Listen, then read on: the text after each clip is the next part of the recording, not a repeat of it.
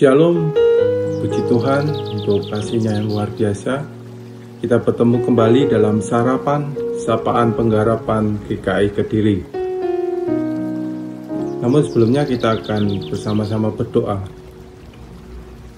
Bapa dalam surga, terima kasih untuk kasih anugerah-Mu yang telah Engkau limpahkan bagi kami.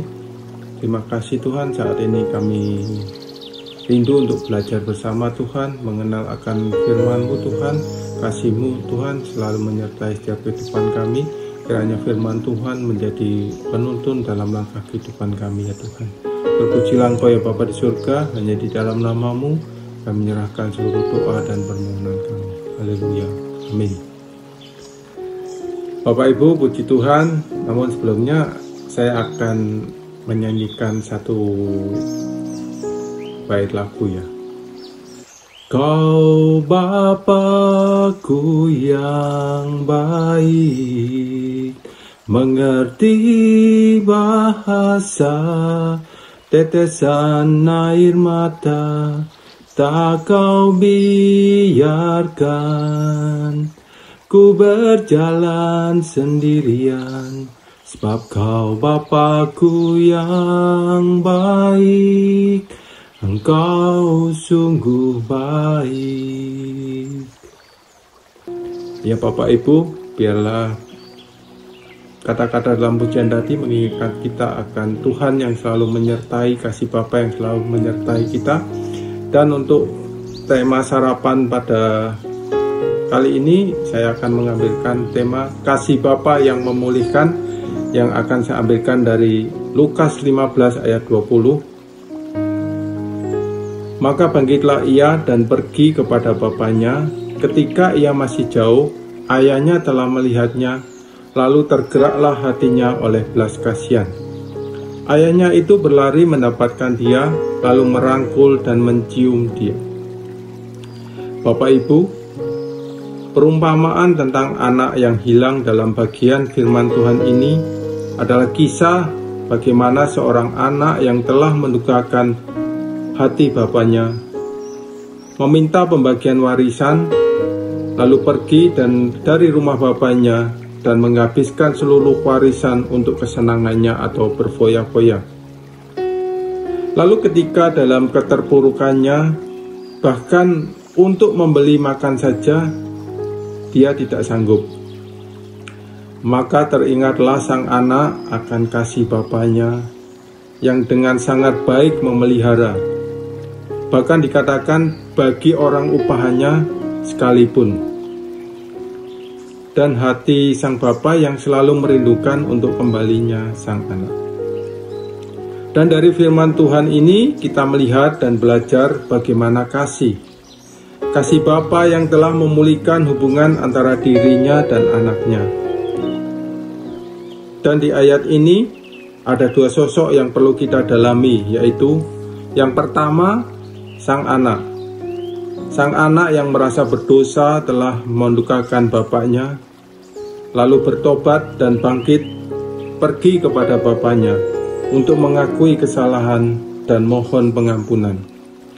Bahkan dalam pengharapannya, bahkan ingin menjadi orang upahan bapaknya saja, karena merasa tidak layak untuk menjadi anak.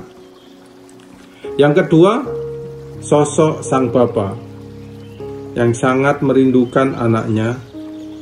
Saat melihat anaknya kembali, dinyatakan dalam ayat firman tadi, ketika ia masih jauh, ayahnya telah melihatnya, lalu tergeraklah hatinya oleh belas kasihan. Ayahnya itu berlari, mendapatkan dia, lalu merangkul dan mencium dia.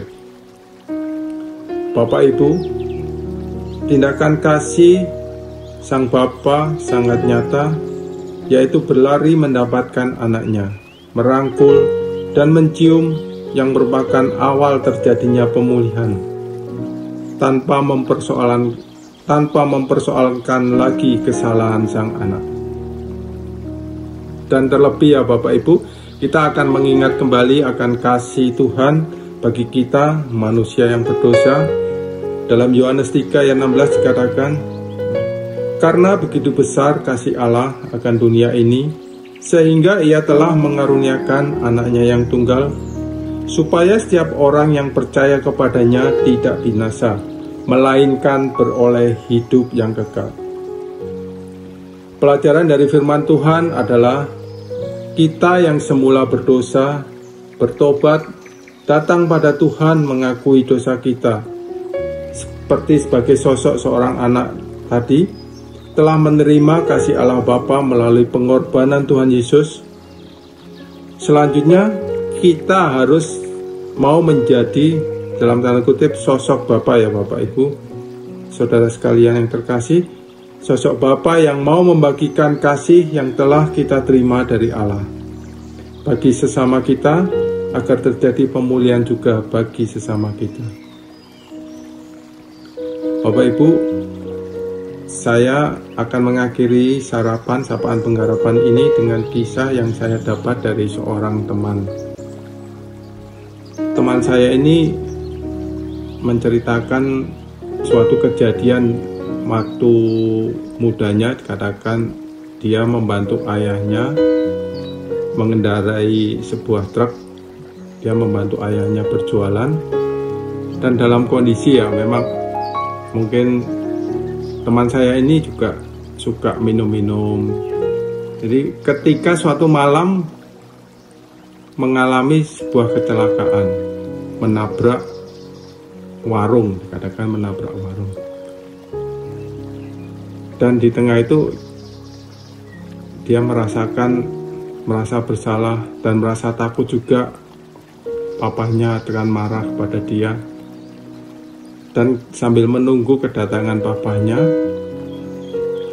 saat itulah ketika papahnya melihat teman saya ini, papahnya bukan memarahi dia, namun papahnya bertanya mengenai bagaimana kondisi teman saya ini.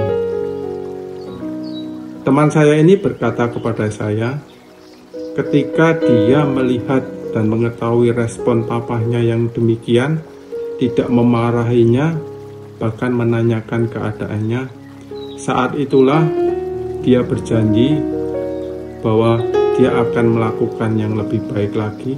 Dia tidak akan melakukan hal-hal yang mungkin mendukakan orang tuanya. Ya Bapak Ibu, itulah sebuah kasih yang memulihkan, kasih Bapa yang memulihkan. Bapa yang tidak melihat kesalahan dari anaknya, Bapa yang mau melihat anaknya kembali penuh sukacita, kembali bergairah, anak-anaknya kembali bersemangat ya Bapak Ibu.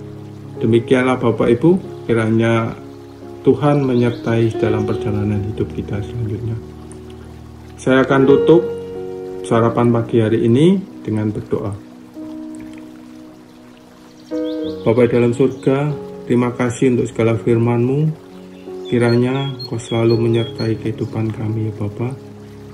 Kiranya jangan tinggalkan kami Tuhan. Saat ini Bapa, kami juga akan berdoa untuk gereja-Mu, terutama untuk setiap karyawan yang Engkau percayakan Tuhan untuk melayani, Engkau percayakan untuk bekerja di gereja-Mu GKI Kediri ya Tuhan. Kami menyerahkan diri mereka satu-satu dalam tangan-Mu Tuhan, beserta keluarga Tuhan. Kiranya kasih karunia selalu menyertai mereka Tuhan. Kiranya mereka juga penuh semangat, penuh sukacita Tuhan dalam bekerja Tuhan. Kiranya mereka juga Tuhan semakin hari Tuhan boleh merasakan Tuhan kebahagiaan dalam mereka menjalani pekerjaannya Tuhan. Kiranya Engkau selalu memberikan kesehatan, Engkau memberikan kekuatan Tuhan, damai sejahtera Engkau limpahkan kepada mereka. Terpujilah Bapa, hanya di dalam nama-Mu Tuhan Yesus Juru Selamat kami yang hidup, kami menyerahkan seluruh doa kami. Haleluya. Amin.